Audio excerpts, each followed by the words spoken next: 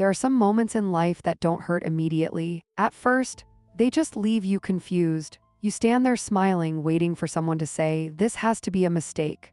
But no one does, and that's when you realize it wasn't a mistake at all.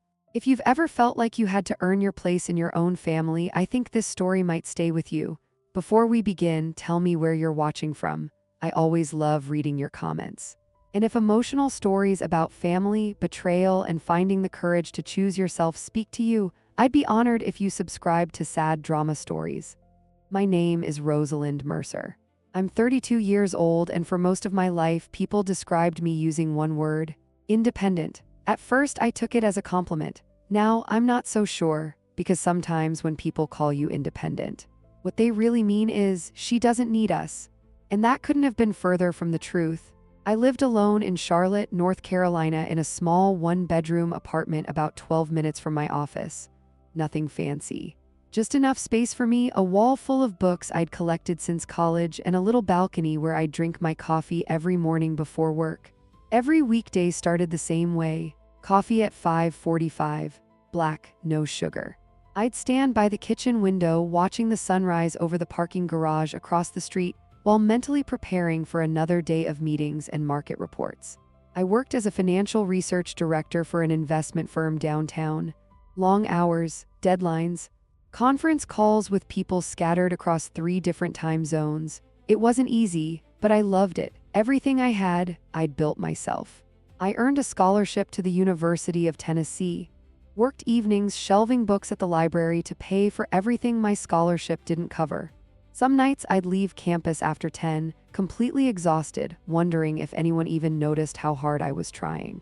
Most people didn't, but I kept going anyway. When I graduated, there weren't many people cheering from the audience, just my roommate Nadine.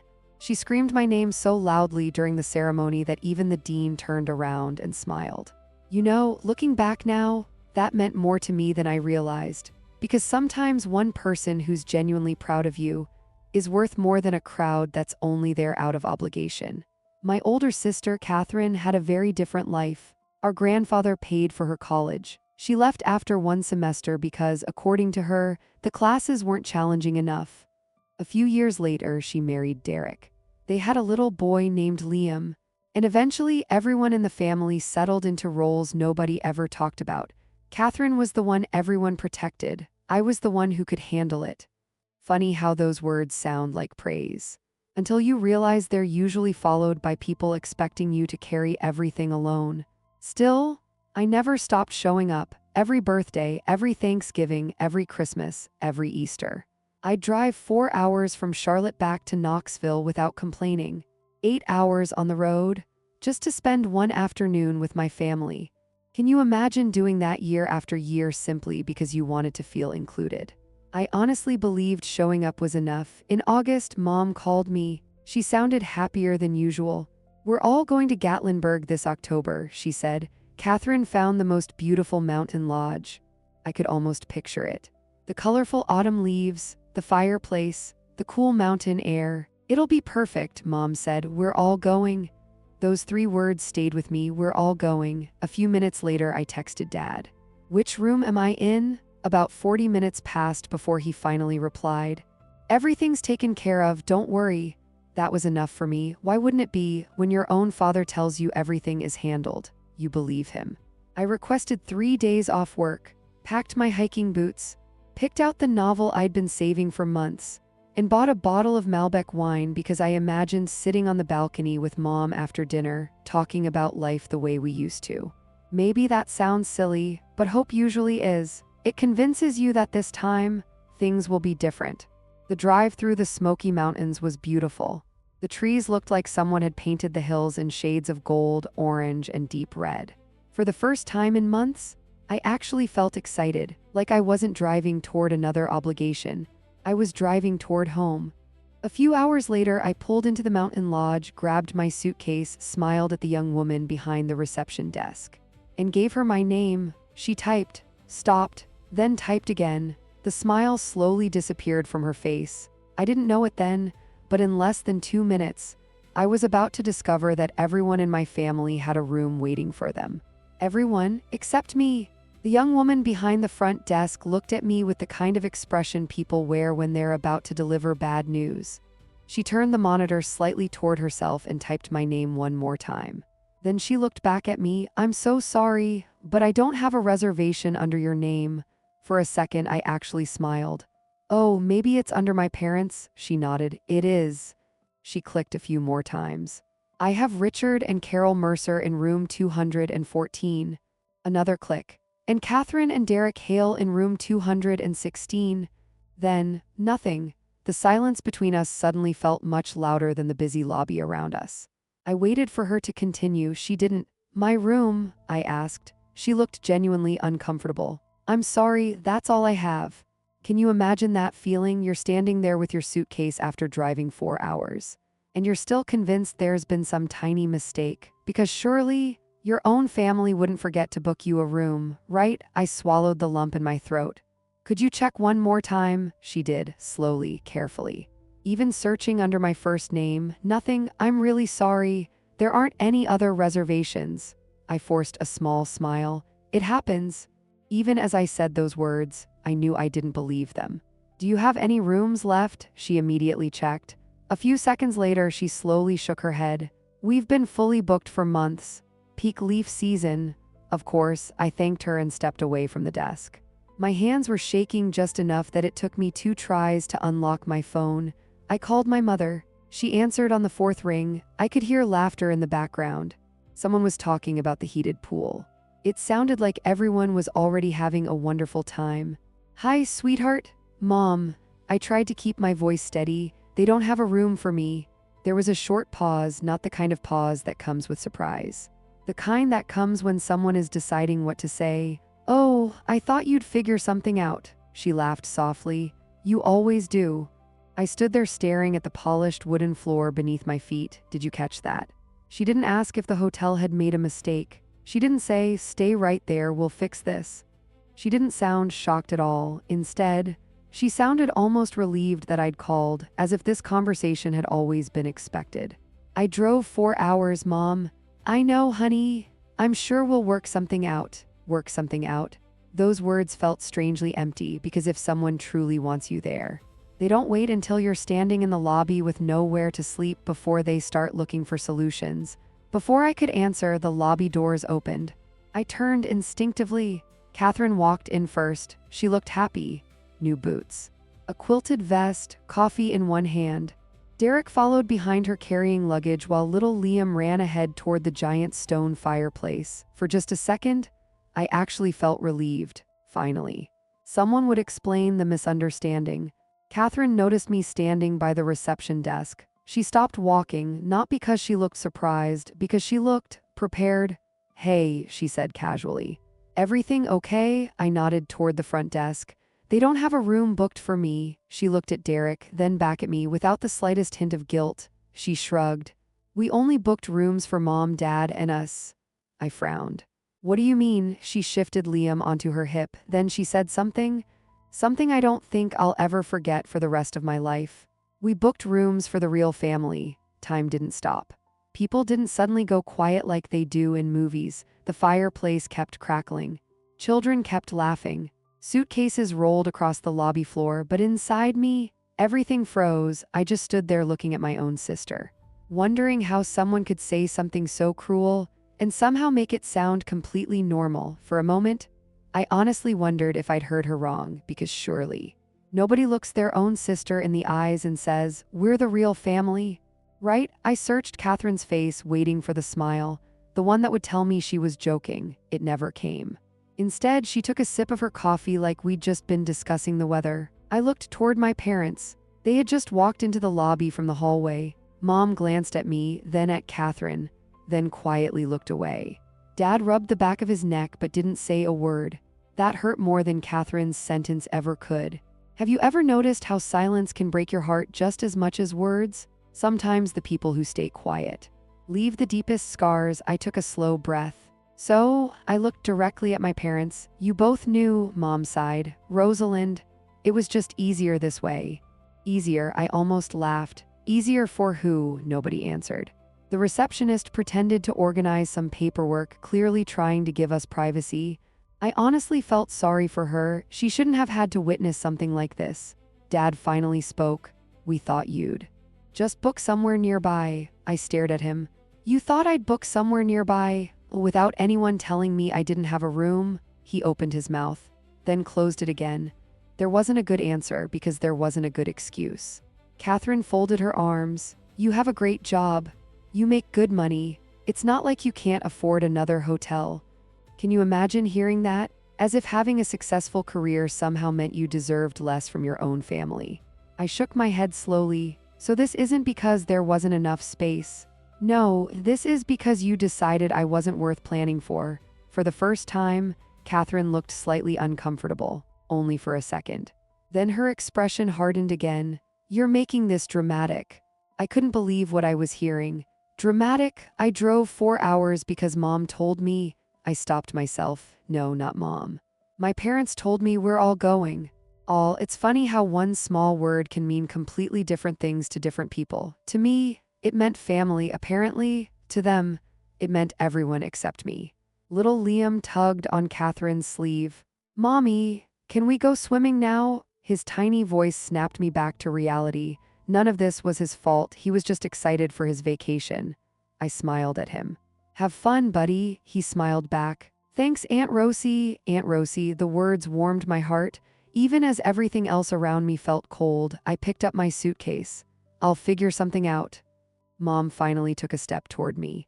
Rosalind, I turned around. What? We'll still see you for dinner. Dinner, can you imagine? No room, no apology, no one saying, stay with us.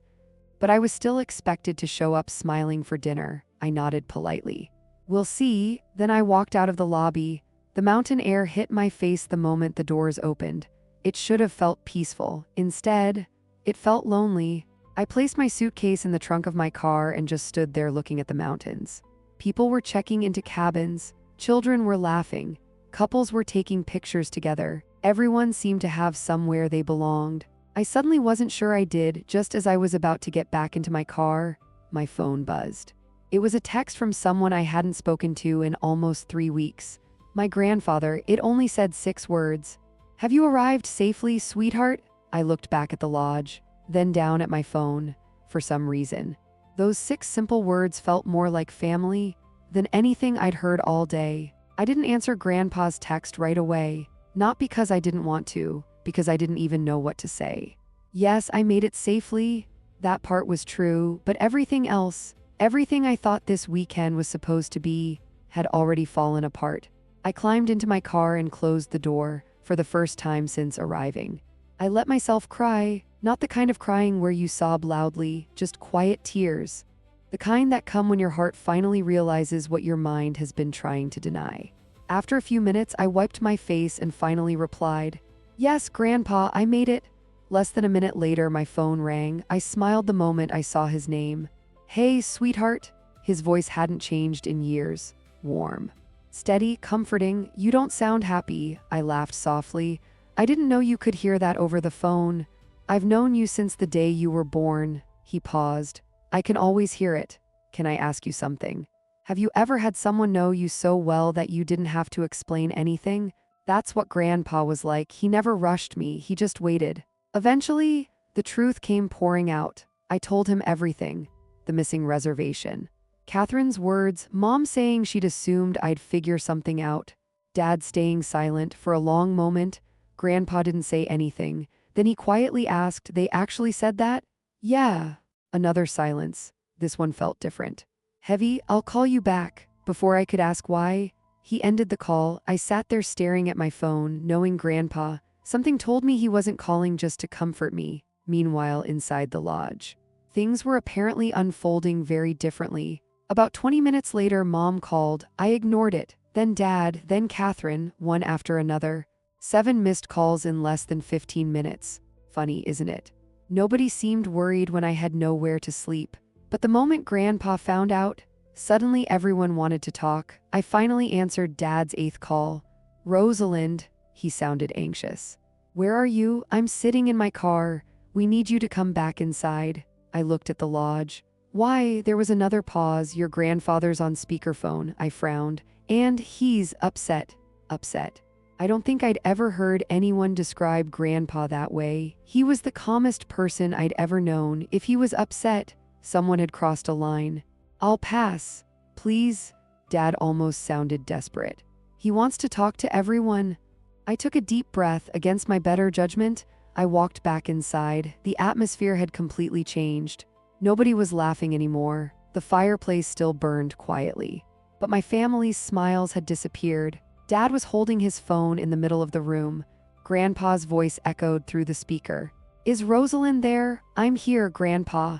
His voice softened immediately. "There you are." Then it changed again. Cold, sharper than I'd ever heard it. "I have one question." No one answered. "When exactly did my granddaughter stop being part of this family?" Silence, complete silence. Mom looked down. Dad stared at the floor. Even Catherine suddenly seemed interested in the pattern on the carpet. Nobody answered him, so Grandpa did something none of us expected. "You know, I remember another little girl. The one who gave Catherine her birthday money because her sister wanted a new bicycle." I blinked. I'd forgotten about that. I remember the teenager who worked every summer instead of taking vacations, because she didn't want her parents worrying about college tuition. My throat tightened. He remembered that. I remember the young woman who drove through snowstorms every Christmas, just so no one would have an empty chair at dinner. His voice cracked ever so slightly. "And today, you all told that same little girl. She isn't real family." No one moved. No one spoke because sometimes the truth is so powerful, it leaves absolutely nothing to argue with. Nobody spoke, not my mother, not my father, not even Catherine. Grandpa let the silence sit there. He never rushed his words. He knew silence has a way of making people hear themselves. Finally, my father cleared his throat. "Dad, it wasn't supposed to happen like this." Grandpa didn't raise his voice. "What exactly wasn't supposed to happen?" "The part where she drove 4 hours before finding out she wasn't welcome. Or the part where your daughter stood in a hotel lobby and your other daughter called herself the real family?" Dad had no answer. Mom finally stepped forward. "We never said she wasn't family." I looked at her, then at Catherine, then back at Mom. "You didn't have to say it. You let her say it." Can you imagine how different those two things are? Sometimes betrayal isn't what someone does, it's what they quietly allow someone else to do. Mom's eyes filled with tears. "Honey, I didn't think you'd take it so personally." I actually laughed, not because anything was funny, because I couldn't believe those words had just come out of her mouth. "So personally, I was the only person without a room. I was told I wasn't part of the real family. What exactly was I supposed to do?" Catherine folded her arms. "Oh, here we go. You always make everything about yourself." For years, that sentence would have made me apologize. This time, it didn't. I looked straight at her. "No, this weekend was about all of you. I'm just finally talking." Something changed in her face. For the first time, she realized I wasn't going to back down. Grandpa spoke again. "Rosalind." "Yes, Grandpa." "Leave." Everyone looked at the phone. "I don't want you spending another minute there." I frowned. "But where will I've already called someone." I blinked. "What?" "My friend Margaret owns a small inn in Sevierville. She's expecting you. They've already prepared a room." I felt tears stinging my eyes again. "You did all that?" He chuckled softly. "I made one phone call. Family is supposed to solve problems, and not create them. Can I tell you something?" That sentence stayed with me for months, because I'd spent years believing love meant constantly sacrificing for other people. Grandpa reminded me that real love works both ways. I picked up my suitcase. "I'm leaving." This time, nobody tried to stop me, not really. Mom whispered my name. Dad took one small step forward. Even Catherine looked like she wanted to say something, but it was too late. Some moments only give you one chance. They had already used theirs. The drive to Sevierville was only about 20 minutes.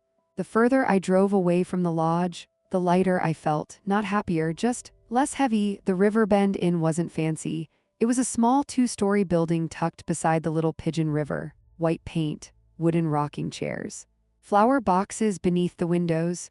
When I walked into the office, an older woman with silver hair looked up from her book and smiled.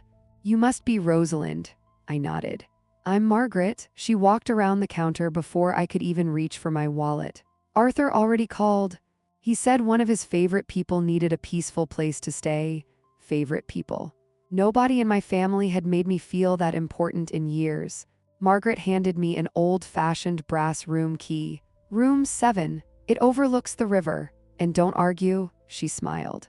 Your grandfather already paid? I couldn't hold back the tears anymore, not because of the room, because someone had thought about me. Someone had made sure I had a place before I even arrived. It's amazing how something as simple as having a room waiting for you can make you feel loved. That evening, I sat beside the river with the bottle of wine I'd planned to share with Mom. I poured one glass into a paper cup, raised it toward the mountains, and quietly whispered, "Thanks, Grandpa." At that exact moment, my phone buzzed again. This time, it wasn't my parents. It was a message from my cousin Denise, just one sentence. "Rosalind, what happened at the lodge? Everyone's talking about it." And somehow, I had a feeling this story was about to reach a lot more people than my immediate family. I stared at Denise's message for a long time. "Rosalind, what happened at the lodge? Everyone's talking about it." I almost ignored it. Part of me was tired of explaining, tired of defending myself, tired of feeling like I had to prove something that should have been obvious all along. But Denise was different. She wasn't Catherine's sister. She was my cousin. And more importantly, she had actually asked what happened before deciding who was right. That meant something. So I told her, not with anger, not with exaggeration, just the truth. I told her about the missing room, about standing in that lobby with my suitcase, about Mom saying she'd assumed I'd figure something out, about Dad's silence, and finally, about Catherine looking me in the eyes and saying, "We're the real family." A few minutes passed before Denise replied. Then another message appeared. She actually said that? Yes, nothing else for almost 10 minutes. Then my phone rang. It was Denise. The moment I answered, she sighed. "I'm so sorry, Rosie. I hadn't heard anyone call me that since Grandpa. I don't even know what to say." "You don't have to say anything." "No," she paused. "I do. You deserved so much better than that. Can I be honest?" Those 7 words almost made me cry again. Because sometimes, the most healing thing anyone can say is simply, "What happened to you wasn't okay." No excuses, no defending anyone, just acknowledgement. That night, I barely slept. The river outside my window kept flowing gently past the inn. Every now and then, I'd hear leaves rustling in the wind. It was strangely peaceful. Peaceful enough that I finally started asking myself a question I'd avoided for years. Had this really started in that hotel lobby? The answer came almost immediately. No, the lobby was just the moment I finally noticed it. The signs had been there all along. Christmases where Catherine opened expensive jewelry while I smiled over a last-minute candle. Birthdays where I arrived early to help decorate and stayed late to clean. Family photos where I somehow always ended up standing at the very edge, almost outside the frame. Have you ever looked back on your life and suddenly realized the pattern had always been there? That's exactly what this felt like. The next morning, I made myself coffee and sat by the river. For the first time in years, my phone was quiet. No family group chats, no requests, no one asking me to pick something up, or fix something, or organize something. Just silence, and honestly, it felt good. Around noon, my phone buzzed again. This time it was Dad. I almost didn't answer. Almost. "Hi, Dad." His voice sounded different, smaller somehow. "I've been thinking." I waited. "I shouldn't have stayed quiet yesterday." No, he shouldn't have. I kept telling myself I was avoiding an argument. He sighed heavily, but I think I was just avoiding doing the right thing. For a second, I heard the father I remembered from childhood. The one who used to stand up for me. The one who taught me how to ride a bike. The one who always said, if something isn't fair, you fix it. I don't know when that version of him disappeared. Maybe life wore him down. Maybe he simply got used to keeping everyone else happy. Either way, his silence had cost us both. "I'm sorry, Rosie." It was the first real apology I'd heard all weekend. I appreciated it, but something inside me had changed. "I forgive you, Dad." There was a long pause. Then I quietly added, "But forgiveness doesn't erase what happened." He didn't argue. "I know." When the call ended, I sat there watching the river for a long time. Sometimes forgiveness isn't the end of the story, sometimes it's just the beginning of healthier boundaries. Just before sunset, Grandpa called again. "How's my favorite granddaughter?" I laughed. "You only have one." "Exactly." His laugh filled the phone, then he became serious. "Come have Thanksgiving with me this year," I smiled. "You always spend it with Mom and Dad." "I know, but this year," he paused, "I think it's time everyone sat at the same table." Something in the way he said those words made my heart race. Grandpa wasn't the kind of man who spoke dramatically. If he was planning something, it meant he'd already made up his mind. And somehow, I had a feeling Thanksgiving wasn't going to be just another family dinner. It was going to change everything. The drive back to Charlotte gave me 4 quiet hours to think. No phone calls, no family group chats, just the road stretching out in front of me and the mountains slowly disappearing in my rearview mirror. It's funny, I'd made that drive dozens of times over the years, but this time, it felt different. For the first time, I wasn't driving home wondering what I could have done better. I was driving home finally understanding. Some things were never my responsibility to fix. The next 6 weeks passed quietly. I threw myself back into work, morning coffee at 5:45, quarterly reports, meetings. The little routines that had always grounded me somehow felt comforting again. Then, almost as if nothing had happened, the family group chat suddenly came back to life. "Mom, Thanksgiving at Grandpa's this year." "Red, who's bringing what?" Catherine replied almost immediately. "I'll bring the wine." Dad volunteered to make his cornbread. Mom claimed the green bean casserole. Then my phone buzzed again. "Rosalind, everyone loves your sweet potato casserole. Can you make it?" I stared at the screen. Can you believe that? 6 weeks earlier, I wasn't considered real family. Now they expected me to spend hours cooking for the same people who couldn't even save me a room. I smiled to myself, then I simply replied, "I'll be there." Nothing more. Thanksgiving morning, I drove to Grandpa's house. The lake behind his porch was perfectly still. The air smelled like pine trees and fresh coffee. Grandpa was already outside waiting for me. "There she is." He hugged me tightly. "You look better." "I feel better," he smiled. "I can see that." By lunchtime, the whole family had arrived. Mom, Dad, Catherine, Derek, little Liam, aunts, uncles, cousins. 22 people gathered around one long dining table. Dinner was warm, almost normal. Catherine spent most of the meal talking about the Gatlinburg vacation. The hiking trails were beautiful. The lodge was amazing. Liam had the best time. Then she raised her glass to family and the people who always show up for each other. As she said the words, she looked directly at me. The room went quiet. I slowly set my glass back onto the table.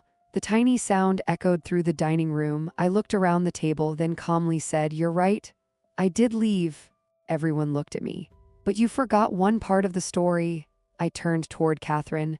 "You forgot to mention that you never booked me a room." Silence. "You forgot to mention telling me we're the real family." Catherine's smile disappeared. Then I looked at my father. "And you forgot to mention texting me the next morning. We shouldn't waste another room on someone who doesn't even bring anyone." Dad closed his eyes. Mom covered her mouth. No one spoke.